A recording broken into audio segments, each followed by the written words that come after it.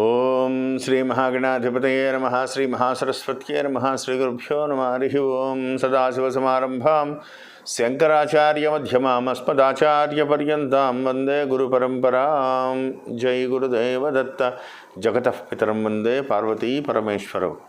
పరమేశ్వర స్వరూపమైనటువంటి సృష్టికి నమస్కారాలు చేస్తూ డిసెంబర్ 1వ తారీఖు నుండి జనవరి 1వ తారీఖు వరకు గల తులారాశి వారికి డిసెంబర్ నెల మాస ఫలితాలు ఏ విధంగా ఉంటాయి మీకు నేను తెలియజేస్తాను.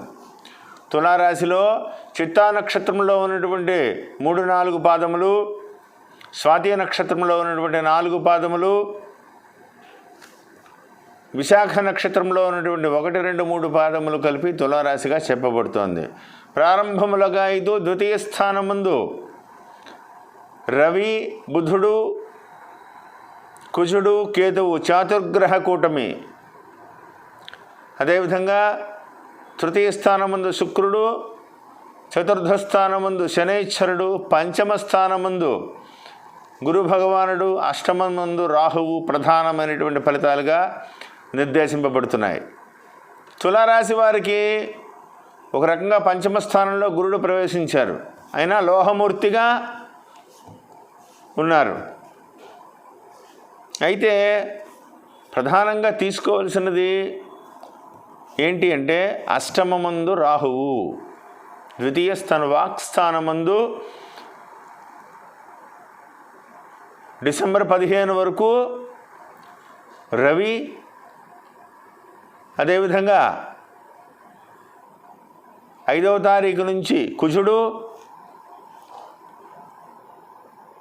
9వ తారీఖు వరకు కూడా బుధుడు ద్వితీయమందే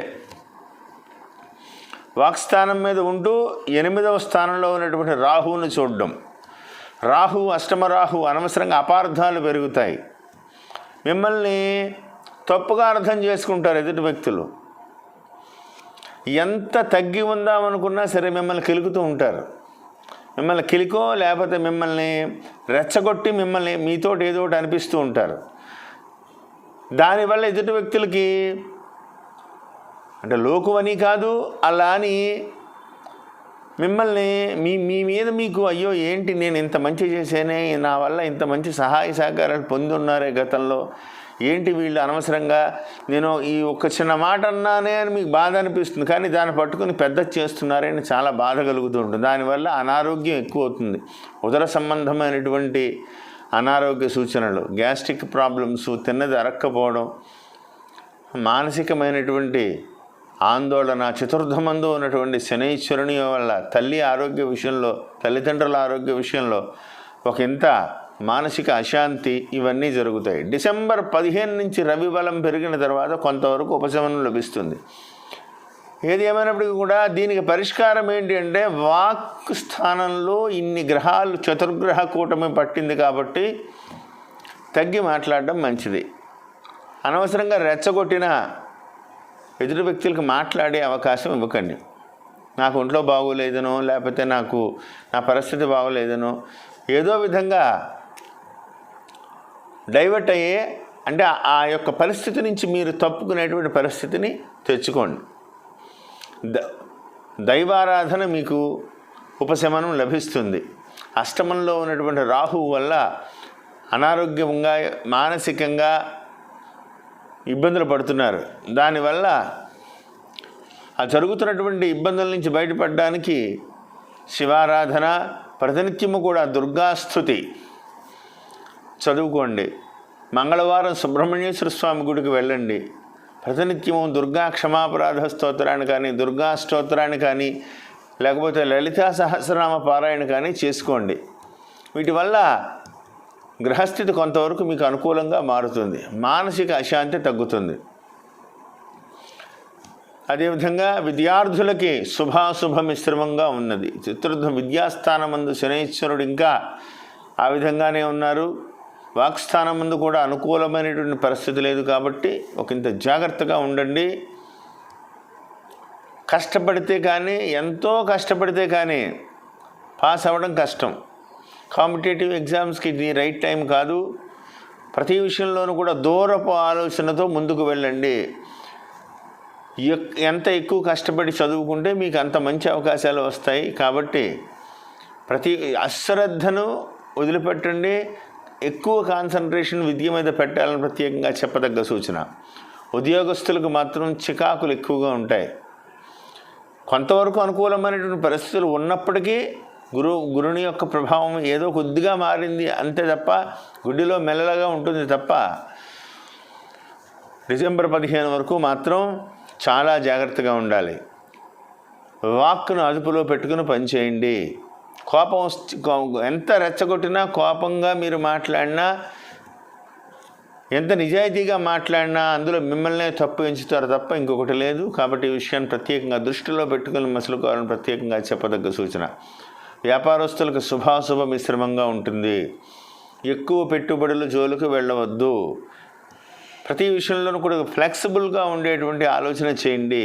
అంటే అప్పు తెచ్చి వ్యాపారం చేసి కన్నా ఉన్నదాన్ని సరిపెట్టుకుంటూ ఉన్నంతలోనే ముందుకు వెళ్ళేటువంటి ప్రయత్నం చేయండి తప్ప సాహసోపేతమైన నిర్ణయాలు చేయడం వల్ల ఉపయోగం లేదు సరికదా, ధనపరమైనటువంటి చిక్కులు పడతారని చెప్పగలుగుతోంది జాతకం.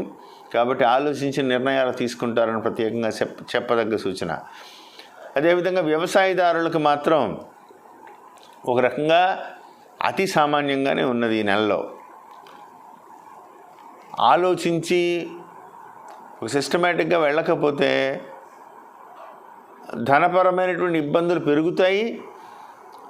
అంతేకాకుండా మీరు పెట్టిన పెట్టుబడులు తిరిగి తెచ్చుకోవడం కూడా కష్టమే.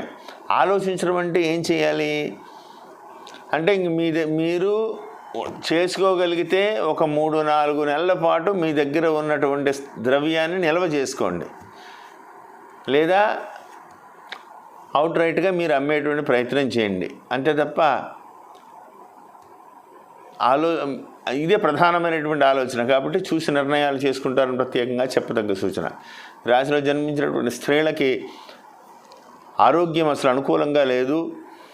ప్రతి విషయంలోనూ కూడా ఎంత కష్టపడుతున్నా, శరీరం ఎంత యాక్టివ్గా ఉందో అనుకుంటున్నా ఏదో రూపంలో మిమ్మల్ని అనారోగ్యపరంగా మిమ్మల్ని ఏదో రూపంలో ఇబ్బంది పెడుతోంది. కాబట్టి ఆరోగ్య విషయంలో ప్రత్యేకమైనటువంటి శ్రద్ధ తీసుకోవాలని ప్రత్యేకంగా చెప్పదగ్గ సూచన.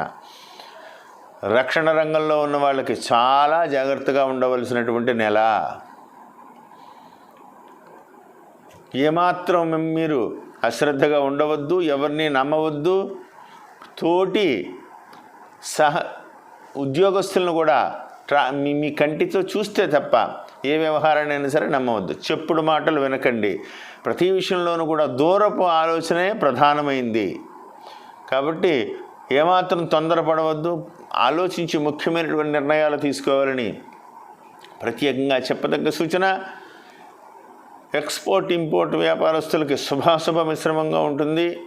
ఏ విషయంలోనైనా సరే ఒక సందిగ్ధ పరిస్థితులు వచ్చినా సరే మీరు తొందరపాటు నిర్ణయాలు చేయకుండా గతించినటువంటి నెలలో ఏ విధంగా ఉంది, ఇప్పుడు ఏ విధంగా ఉంటుంది, రాబోయే రోజులు ఏ విధంగా ఉంటుంది, ఒక అంచనాతోటి మీరు ముందుకు వెళ్తే మంచి జరుగుతుంది తప్ప తొందరపడవద్దని ప్రత్యేకంగా చెప్పదగ్గ సూచన. విదేశీ ప్రయాణాలకు అనుకూలంగా లేదు.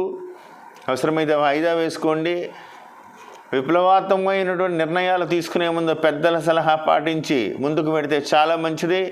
నేను చెప్పిన ప్రతి పరిహారము కూడా మీరు చేస్తూ ఆలోచించి తొందరపాటుగా అనాలోచితంగా ఏ నిర్ణయము చేయకుండా పెద్దల సలహాతో ముందుకు వెళ్ళండి.